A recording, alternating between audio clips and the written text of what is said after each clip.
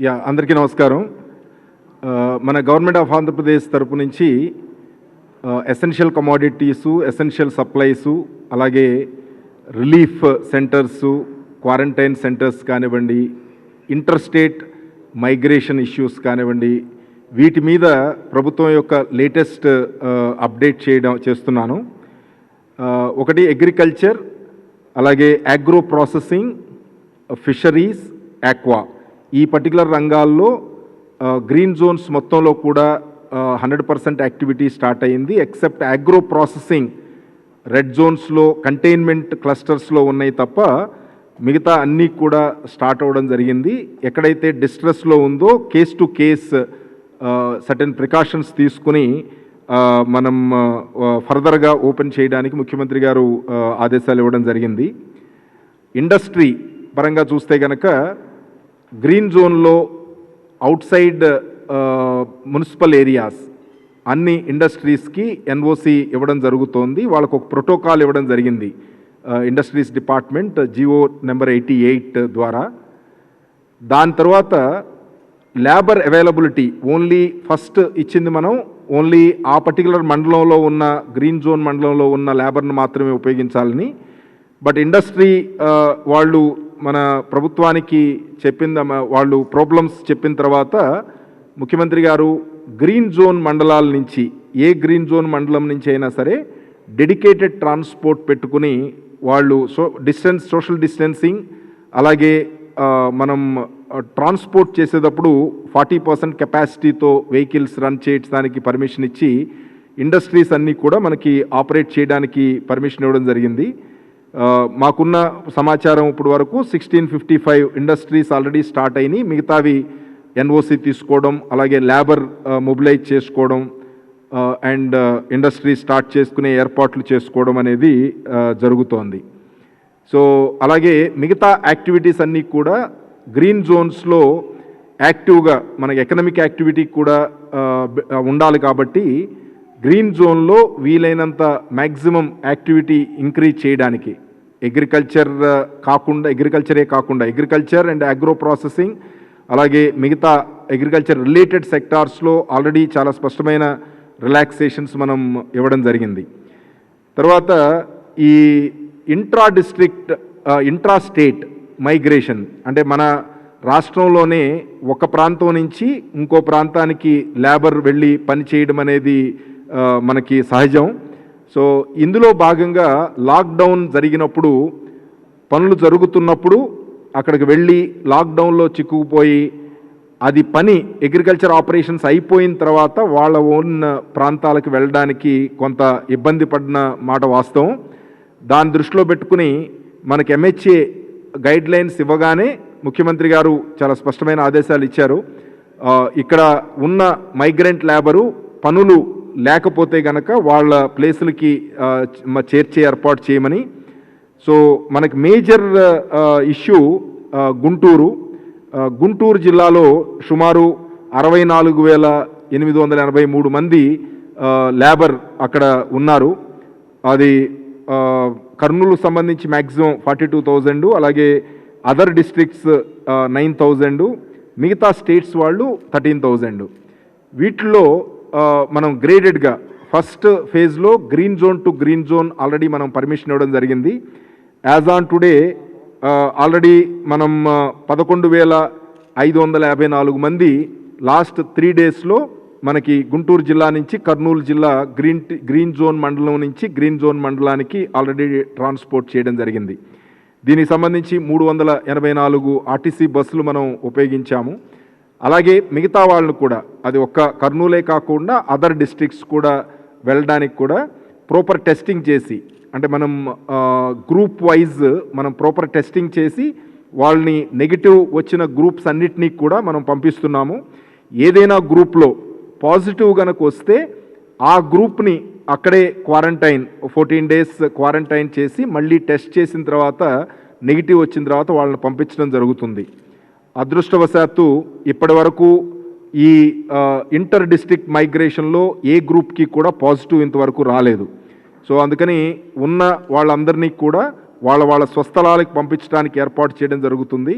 వాళ్ళ స్వస్థలంలో మనం community quarantine చేసుకోమని మనం రికమెండ్ చేయడం జరిగింది.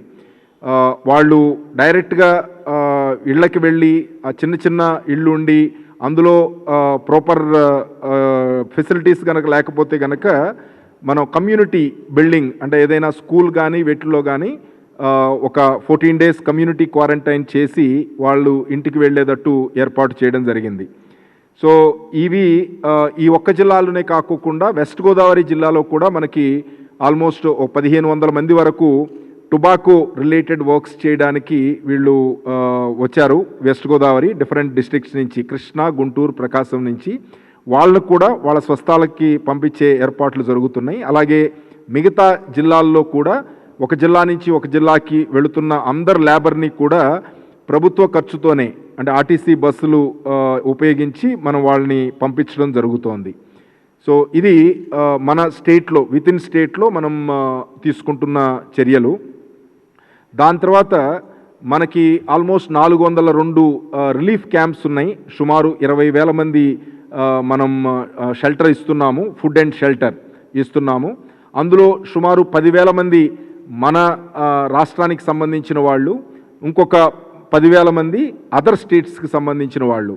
సో వీళ్ళని మన స్టేట్కి సంబంధించిన వాళ్ళందరినీ కూడా ఆ రిలీఫ్ సెంటర్స్ నుంచి డిస్ట్రిక్ట్ వైజ్ వాళ్ళని సెగ్రిగేట్ చేసి బస్సులు పెట్టి వాళ్ళను కూడా ట్రాన్స్పోర్ట్ చేయడం జరుగుతోంది. అదర్ స్టేట్స్కి సంబంధించిన మైగ్రెంట్ లేబర్కి మనం ఆప్షన్ ఇచ్చాము. వాళ్ళు ఇక్కడ ఉండి పని చేసుకునే అవకాశాలు ఉన్నాయి.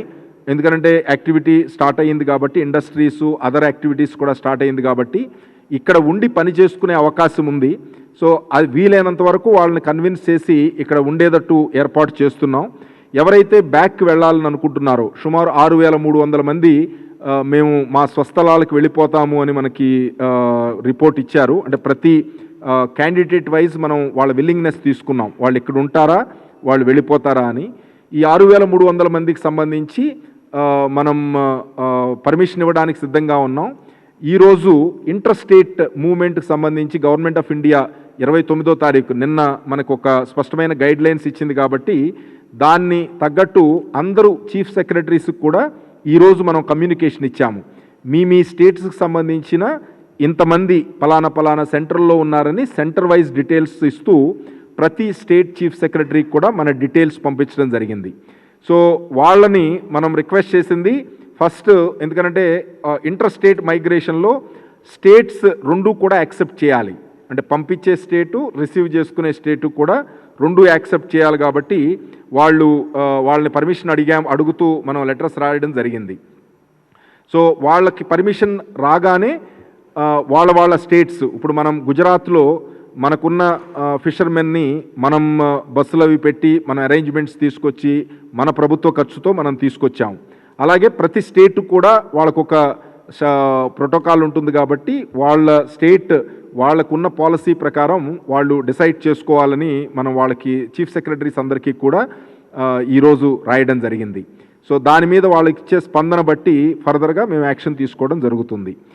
తర్వాత మన ఆంధ్రప్రదేశ్ సంబంధించిన పర్సన్స్ బయట స్టేట్స్లో సుమారు 12,602 మంది మనకి రిపోర్ట్ చేశారు, మేము పలానా చాటు ఉంటున్నామని. ప్రతి స్టేట్ వైజు మనకి సెంటర్ వైజు లిస్ట్ మనం రెడీగా ఉంది. వాళ్ళ వెల్ఫేర్ గురించి ఆ స్టేట్ గవర్నమెంట్స్తో మనం కంటిన్యూస్గా ఫుడ్ అండ్ షెల్టర్ వాళ్ళకి అందేటట్టు ఏర్పాటు చేస్తున్నాం.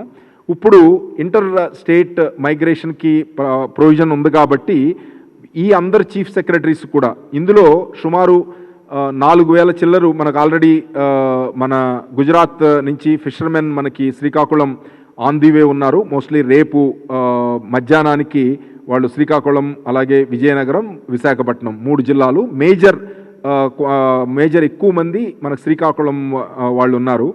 వాళ్ళు కనుక వచ్చేస్తే సుమారు ఇంకొక 8,000 వరకు బయట మన ఆంధ్రప్రదేశ్ వాళ్ళు ఉన్నారు.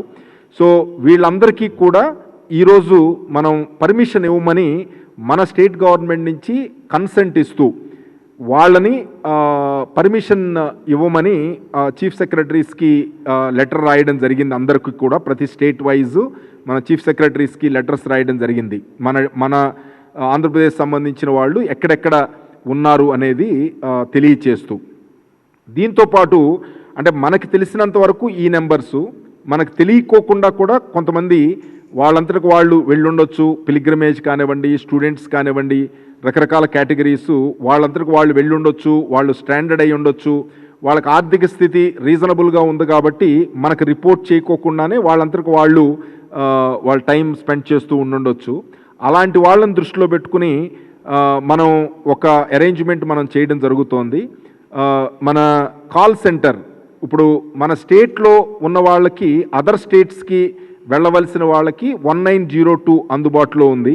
సో 1902కి ఫోన్ చేసి, అంటే మన స్టేట్లో ఉండి అదర్ స్టేట్స్కి వెళ్ళవలసిన వాళ్ళు కనుక 1902కి ఫోన్ చేసి వాళ్ళు ఎక్కడున్నారు, వాళ్ళ కాంటాక్ట్ నెంబర్ ఏమిటి, ఎక్కడికి వెళ్తారు, ఈ డీటెయిల్స్ కనుక ఇస్తే కనుక మనం ఒక సిస్టమ్ మనం పెట్టుకున్నాము. ఇది తహసీల్దార్తో వెరిఫై చేయించి డిస్ట్రిక్ట్ కంట్రోల్ సెంటర్ రికమెండేషన్తో మనం కన్సర్న్ స్టేట్ కంట్రోల్ సెంటర్కి ఇంటిమేట్ చేసి వాళ్ళ కన్సెంట్ తీసుకున్న తర్వాత వీళ్ళని వాళ్ళ స్వస్థలాలకు పంపించే పర్మిషన్స్ ఇచ్చే ఏర్పాటు చేయడం జరిగింది. అలాగే మన స్టేట్కి సంబంధించి బయట గనక వాళ్ళు స్టాండర్డ్ అయిపోతే గనక దానికి ఒక నెంబర్ మనం ఇస్తున్నాము. ఇది దయచేసి స్క్రోలింగ్ కనుక ఇవ్వగలిగితే గనక ప్రజలకి చాలా యూస్ఫుల్గా ఉంటుంది. ఇది 0866 2424680. అంటే ఇదే కాకుండా మనం AP COVID-19 control room @gmail.com, ఇది సింపుల్గా ఉండడానికి మెయిల్ అయినా చేయొచ్చు. 0866 2424680. సో ఇది మీకు పేపర్స్ ఇస్తాము. సో ఈ నెంబర్ గనక, ఇది కాల్ సెంటర్, ఇది సింగిల్ నెంబర్ కాదు, సింగిల్ ఫోన్ కాదు. మన 1902 కాల్ సెంటర్కే ఇది కూడా ల్యాండ్ అవుతుంది. కాకపోతే ఏంటంటే మన 1902 అనేది జియోగ్రఫికల్ లిమిటేషన్ ఉంది, మన ఆంధ్రప్రదేశ్ నుంచి మాత్రమే దానికి కాల్స్ కనెక్ట్ అవుతాయి. కానీ ఈ నెంబర్ కనుక ఫోన్ చేస్తే అదే 1902 కాల్ సెంటర్కే డైరెక్ట్గా కనెక్ట్ అవుతుంది. సేమ్ ప్రాసెస్ సేమే ఉంటుంది. ఇది బయట రాష్ట్రాల్లో మన ఆంధ్రప్రదేశ్ సంబంధించిన వాళ్ళు స్టాండర్డ్ అయిన వాళ్ళకి సౌలభ్యం కోసం చేశాము. ఒకసారి మనకు గనక ఇన్ఫర్మేషన్ వస్తే గనక దానికి తగ్గ ఏర్పాట్లు, అంటే దానికి మనం ఇమీడియట్గా కలెక్టర్ దగ్గర నుంచి వీళ్ళు డీటెయిల్స్ మనం తెచ్చుకోవడం, తర్వాత ఆ కన్సర్న్ స్టేట్కి మనం పర్మిషన్ ఇస్తూ లెటర్ రాయడం, వాళ్ళు వచ్చిన తర్వాత మనం ఇక్కడ ఏం ప్రోటోకాల్ ఫాలో అవుతాము అనేది. సో వీళ్ళందరికీ కూడా ఎవరైతే ఇంట్రా స్టేట్ కానీ ఇంటర్ స్టేట్ కానీ ఎవరైతే మూవ్ చేస్తున్నామో వాళ్ళందరికీ కూడా ప్రాపర్ హెల్త్ చెకప్ చేసి మాత్రమే విలేజెస్కి పంపించడం జరుగుతోంది. దయచేసి అందరినీ కూడా ప్రజల్ని రిక్వెస్ట్ చేసేది, వీళ్ళు బయట నుంచి వస్తున్నారు, వీళ్ళు ఏం తీసుకొస్తున్నారో, వాళ్ళకి ఏమన్నా ఇన్ఫెక్షన్ ఉందేమో అని అనవసరంగా ఆందోళన పడొద్దు. అలాంటి ఏమన్నా ఉంటే గనక హెల్త్ చెకప్లో తెలిసిన వాళ్ళని ఆ ఎంటైర్ గ్రూప్ని మనం క్వారంటైన్ సెంటర్లో 14 days ఉంచి మళ్ళీ నెగిటివ్ వచ్చిన తర్వాతే వాళ్ళ విలేజెస్కి పంపించడం జరుగుతుంది. అంటే మన రెవెన్యూ సిబ్బంది అలాగే హెల్త్ సిబ్బంది వీళ్ళని ప్రాపర్గా చెక్ చేసి పంపిస్తున్నారు కాబట్టి విలేజ్లో మనం అలౌ చేయడానికి ఎటువంటి ఇబ్బందులు కలగ చేయకూడదని రిక్వెస్ట్ చేస్తున్నాం. సో ఇవి ఓవరాల్గా మనం ఇప్పుడు ఉన్న సిచ్యువేషను. సో ముఖ్యమంత్రి గారు ఈరోజు రివ్యూలో కూడా యాక్టివిటీ ఇంప్రూవ్ చేయడానికి మనకి MHA గైడ్లైన్స్ వచ్చినాయి రకరకాల ఐటమ్స్ మీద. ఒకటి ఇందాక చెప్పాము, intra state migration, inter state migration, అలాగే సీఫేరర్స్ అంటే మనం షిప్పుల్లో వచ్చేవాళ్ళు క్రూ చేంజ్, ఆ క్రూ చేంజ్ కనుక ప్రాపర్గా జరగకపోతే కనుక మళ్ళీ షిప్పింగ్ సర్వీసెస్ కూడా ఇబ్బంది పడే అవకాశం ఉంటుంది. కాబట్టి ఆ రకమైన ఇబ్బంది లేకోకుండా seafarers sign on sign off protocol already ఇవ్వడం జరిగింది. అంటే వాళ్ళు షిప్ నుంచి దిగి వాళ్ళ ఇంటికి వెళ్ళడానికి, అలాగే వాళ్ళు డ్యూటీ ఎక్కడానికి, మళ్ళీ షిప్కి ఎక్కడానికి సైన్ ఆన్ చేయడం, ఈ రెండింటికి కూడా చాలా స్పష్టమైన ప్రోటోకాల్ ఇవ్వడం జరిగింది. దీంతో పాటే షాప్స్ కూడా స్టాండ్ అలోన్ షాప్స్ రూరల్ ఏరియాస్లో గ్రీన్ జోన్స్లో కొంచెం వైడర్ ఫెసిలిటీ ఉంది. ఎక్సెప్ట్ షాపింగ్ మాల్స్ అలాగే సింగిల్ బ్రాండ్ మాల్స్ తప్ప, multi brand and single brand malls తప్ప మిగతా షాపులు ఓపెన్ చేయడానికి ఆల్రెడీ MHA గైడ్లైన్స్ ఇచ్చింది కాబట్టి గ్రీన్ జోన్స్లో అవి ఓపెన్ చేయడానికి పర్మిషన్ ఇవ్వాల్సిందిగా ముఖ్యమంత్రి గారు ఈరోజు ఆదేశించడం జరిగింది. సో అలాగే నగర ప్రాంతాల్లో మనకి కంటైన్మెంట్ జోన్స్లో ఇవన్నీ కూడా ఈ రెస్ట్రిక్షన్స్ అన్నీ కూడా అక్కడ సంబంధిత కలెక్టర్ అండ్ SP కానీ కమిషనర్ ఆఫ్ పోలీస్ కానీ వాళ్ళు డిసైడ్ చేస్తారు ఏ రకమైన సర్వీసెస్ ఇవ్వాలి, ఎలా ఇవ్వాలి అనేది. అవుట్ సైడ్ కంటైన్మెంట్ జోన్స్ మాత్రం స్టాండ్ అలోన్ షాప్స్ అంటే ఇండిపెండెంట్గా డిఫరెంట్ ప్లేసుల్లో 1-2 షాపులు ఉండే కేటగిరీ, అలాగే రెసిడెన్షియల్ కాంప్లెక్స్ల్లో ఉండే షాపులు కూడా ఓపెన్ చేయడానికి ఆల్రెడీ MHA గైడ్లైన్స్ పర్మిషన్ ఇచ్చింది. నిన్న మన స్టేట్ గవర్నమెంట్ తరపు నుంచి కూడా GOMS నెంబర్ 255 అంటే MHA నుంచి వచ్చిన గైడ్లైన్స్ అన్నింటినీ కూడా కన్సాలిడేట్ చేస్తూ ఒక అడిషనల్ గైడ్లైన్స్ ఇవ్వడం జరిగింది. దీని ప్రకారం ఈ రకమైన ఫెసిలిటీస్ అన్నీ ఇచ్చే అవకాశం ఉంది. సో ఇది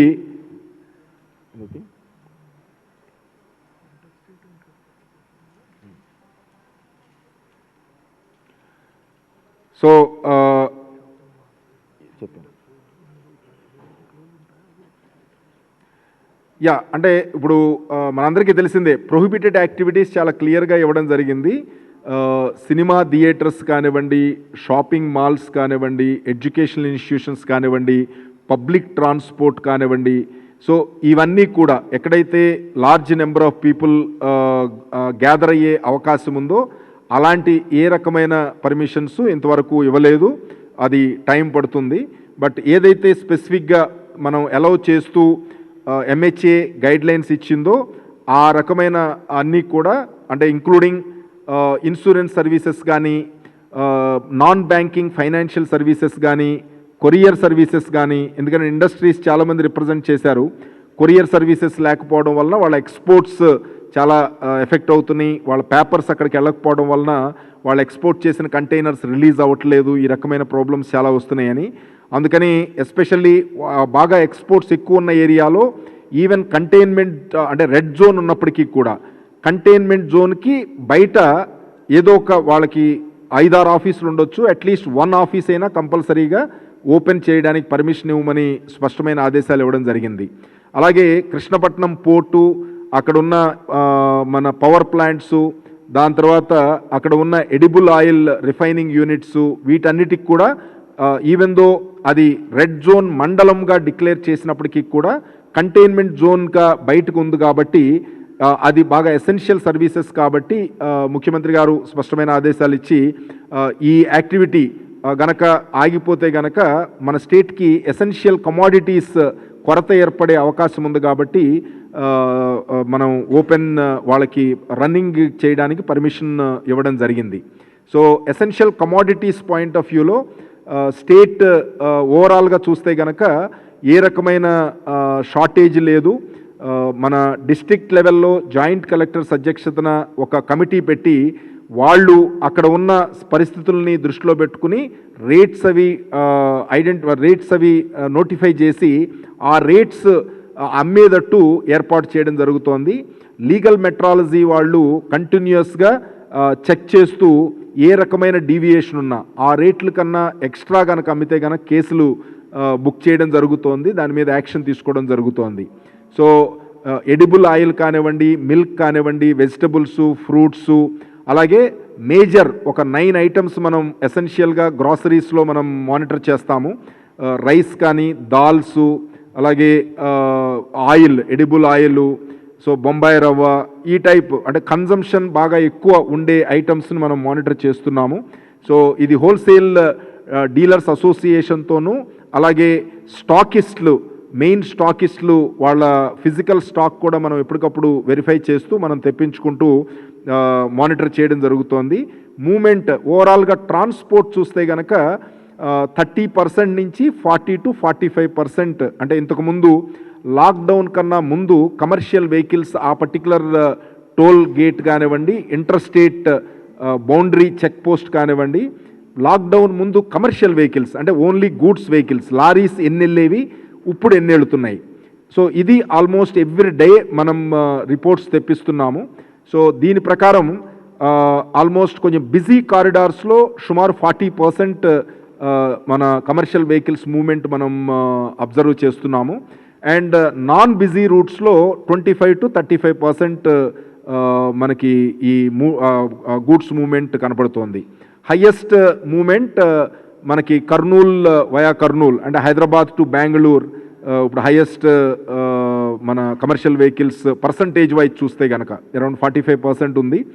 మిగతావి NH16 అప్రాక్సిమేట్లీ 40% ఉంది, NH44 35% ఉంది. అలా డిఫరెంట్ హైవేస్లో ఈ చేస్తున్నాం. ఇది బేసిక్గా ఏంటంటే ఇట్ ఓన్లీ షోస్ ఎంత గూడ్స్ మూవ్మెంట్ ఉంది, ఏమైనా మనకి ఎసెన్షియల్ కమోడిటీస్ కానీ అదర్ కమోడిటీస్ కానీ మన షార్టేజెస్ వచ్చే అవకాశం ఉందా అనేది ఒక అసెస్మెంట్కి. సో అదే కాకుండా మనం స్టాకిస్ట్ పొజిషన్ కూడా మనం చెక్ చేస్తున్నాము. ఫాస్ట్ మూవింగ్ కన్స్యూమర్ గూడ్స్ వాళ్ళు రిప్రజెంట్ చేసిన దాని మీద వాళ్ళకి ఎంటైర్ డే టైం మొత్తం కూడా 7 o'clock మార్నింగ్ నుంచి 7 o'clock ఈవినింగ్ వరకు వాళ్ళ లోడింగ్ అన్లోడింగ్ ఆపరేషన్స్ డిస్ట్రిబ్యూటర్స్కి డిస్ట్రిబ్యూట్ చేసే పర్మిషన్ కూడా మనం ఇవ్వడం జరిగింది.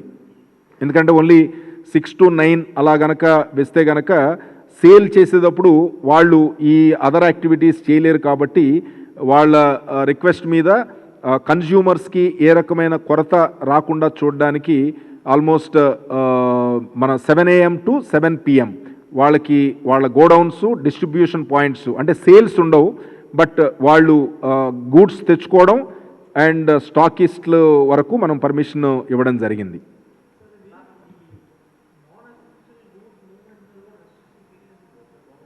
యా మనం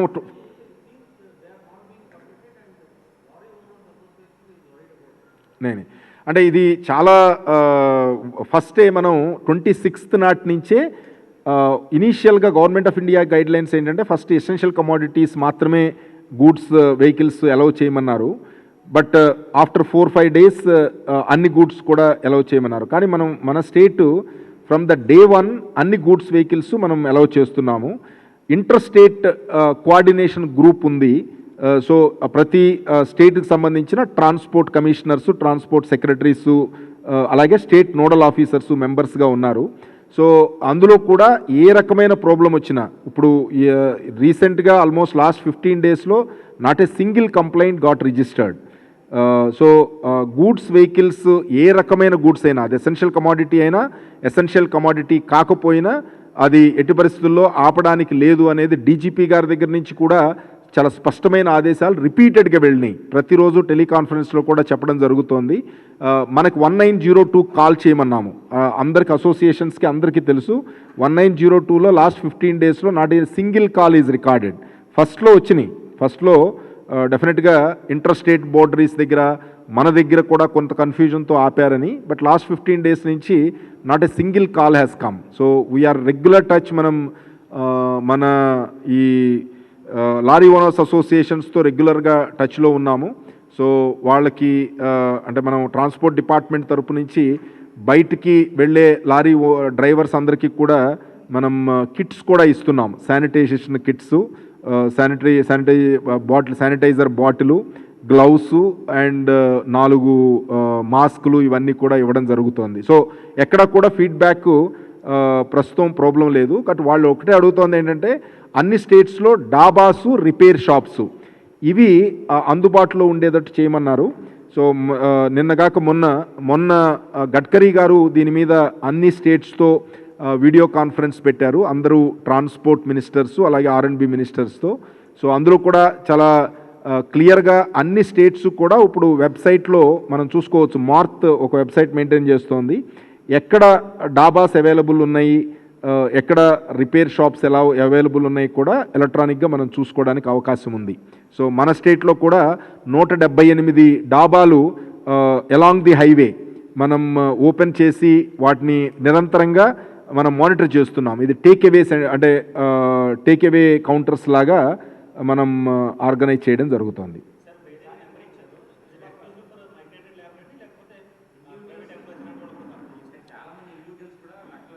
అదే అంటే ఇప్పుడు ఫస్ట్ ప్రయారిటీ, ఎందుకంటే మీరు గైడ్ లైన్స్ చూశారు, అంటే వీళ్ళని గ్రూప్స్ లాగా చేసి ఆ గ్రూప్స్ లాగా బస్సుల్లో పంపించమనేది గైడ్ లైన్స్. ఎందుకనంటే మనం ఏ కంట్రోల్ లేకుండా ఎవరు వెళ్తున్నారు, ఎక్కడికి వెళుతున్నారు, ఎంతమంది వెళుతున్నారు అనేది మనం ఏమీ చూడుకోకుండా గనక ఓపెన్ చేసేస్తే గనక ఇన్ని రోజులు మనం చేసిన ప్రయత్నం అంతా కూడా వృధా అవుతుంది.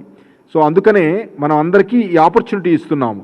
You just record your requirement. ఇప్పుడు అందుకనే మనకి ఈ కాల్ సెంటర్ నెంబర్స్ కానీ with in state, out side state కానివ్వండి, అలాగే మెయిల్ ఐడి ద్వారా కానివ్వండి, వాళ్ళ రిక్వెస్ట్లు కనుక మనకు వస్తే వీళ్ళని పూల్ చేసే అవకాశం ఉంటే కనుక, సపోజ్ 2-3 జిల్లాల్లో కలిపి చెన్నై వెళ్ళవలసిన వాళ్ళు ఒక 50 మంది ఉన్నారనుకోండి, లేకపోతే 25 మంది ఉన్నారనుకోండి, సో వాళ్ళని గ్రూప్ చేసి పంపించడానికి అవకాశం ఉంటుంది. కానీ వాళ్ళ ఇండివిజువల్ వెహికల్స్లో ఎవరు పడితే వాళ్ళు ఎక్కడ పడితే అక్కడ వెళ్ళాలంటే కనుక మనం ఆ రిసీవింగ్ స్టేట్ పర్మిషన్ లేకోకుండా మనం ఇవ్వలేము మన గైడ్లైన్స్ ప్రకారం. సో మనం ఫస్ట్ యాక్సెప్ట్ చేయాలి, రిసీవింగ్ స్టేట్ యాక్సెప్ట్ చేయాలి. సో అందుకని ఒక ప్రోటోకాల్ మనకి ఏదైతే ఇచ్చారో దాని ప్రకారం మనం ఫాలో అవుతున్నాము. బట్ డెఫినెట్లీ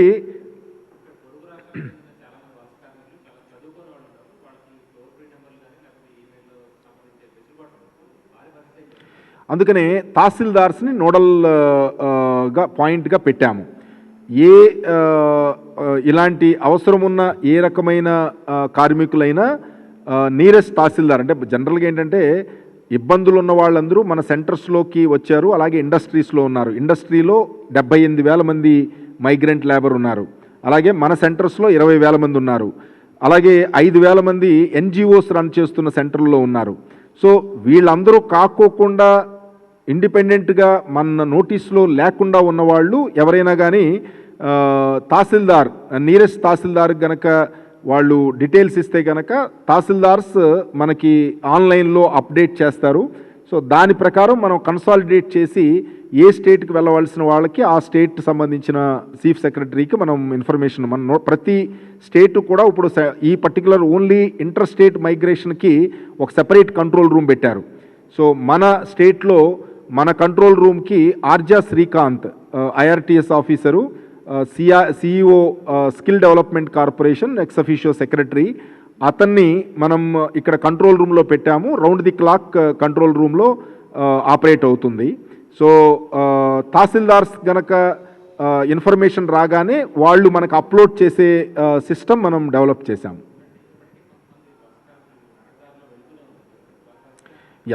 ఇప్పుడు నడకదారిలో ఎవరైతే వెళుతున్నారో వాళ్ళందరినీ కూడా, ఎందుకంటే ఏది కూడా ఆర్గనైజ్డ్ మూవ్మెంట్ చేయాలనేదే గవర్నమెంట్ యొక్క ఉద్దేశం.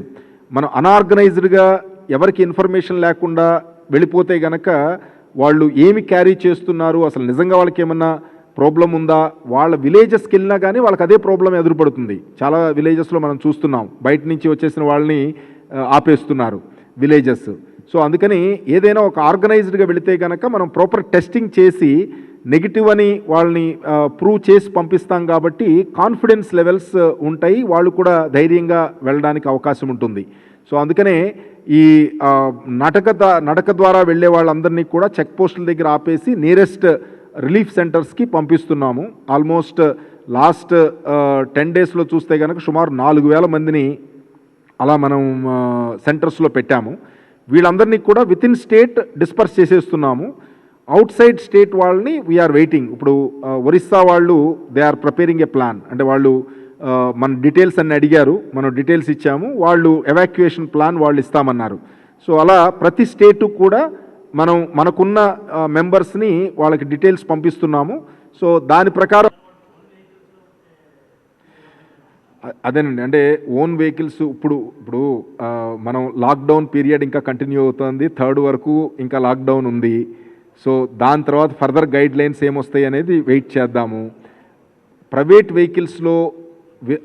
వెహికల్స్లో పర్మిషన్స్ ఆల్రెడీ ఇస్తున్నాము. దేనికి, మెడికల్ ఎమర్జెన్సీస్ కానీ, ఏదైనా స్పెసిఫిక్ డెలివరీ కానివ్వండి, ఏదైనా సపోర్ట్, మన సీనియర్ సిటిజన్స్కి సపోర్ట్ కావాలి, వాళ్ళకి చూడడానికి ఎవరు లేరు, లేకపోతే ఎవరన్నా చనిపోతే కానీ, ఇలా అలాంటి మేజర్ వాటికి మనం ఆల్రెడీ ఇస్తున్నాము. అది డీజీపీ కంట్రోల్ రూమ్లో ఇస్తున్నారు, అలాగే మన సబ్ కలెక్టర్సు, ఆర్డీఓసు ఇస్తున్నారు. So we're taking care. But general purpose ట్రావెల్కి ఏంటంటే ఒక సిస్టమ్ మనం బిల్డప్ చేయాలి. లేకపోతే కనుక వాళ్ళు ఎవరు ఎక్కడికి వెళుతున్నారు అనేది కనుక క్లారిటీ, ఇప్పుడు వాళ్ళు వెళ్ళగానే వాళ్ళ సైడ్ నుంచి, ఇప్పుడు సపోజ్ తెలంగాణ వెళ్ళారనుకోండి, తెలంగాణ గవర్నమెంట్ ఆల్సో వాళ్ళని జస్ట్ ఎట్టబడితే వెళ్ళినవారు కదా, వాళ్ళని టెస్ట్ చేస్తారు, వాళ్ళు నెగిటివ్ ఉన్నారా లేదా అనేది చూస్తారు. దాని తర్వాత వాళ్ళకి హోమ్ క్వారంటైన్ కానీ ఇంటికి వెళ్ళడానికి కానీ పర్మిషన్ ఇస్తారు. అదే మన స్టేట్ కూడా మనం ఒక ప్రోటోకాల్ పెట్టుకున్నాము. సో ఎక్కడి నుంచి వచ్చిన వాళ్ళైనా ఇమీడియట్గా జస్ట్ మనం 1,00,000 మంది వచ్చేస్తే 1,00,000 మంది డిస్పర్స్ అయిపోయారు అనుకోండి, ఇప్పుడు వరకు చేసిందంతా కూడా మనం వేస్ట్ అయిపోతుంది కదా. లేదండి, there is absolutely no issue.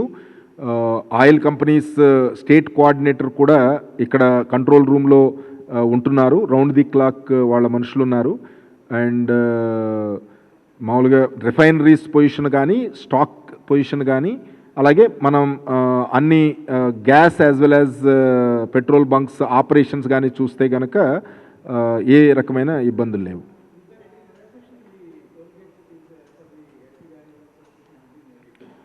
అంటే 20th వరకు, 19th వరకు ఆల్రెడీ ఫీజు మాఫ్ చేయడం జరిగింది.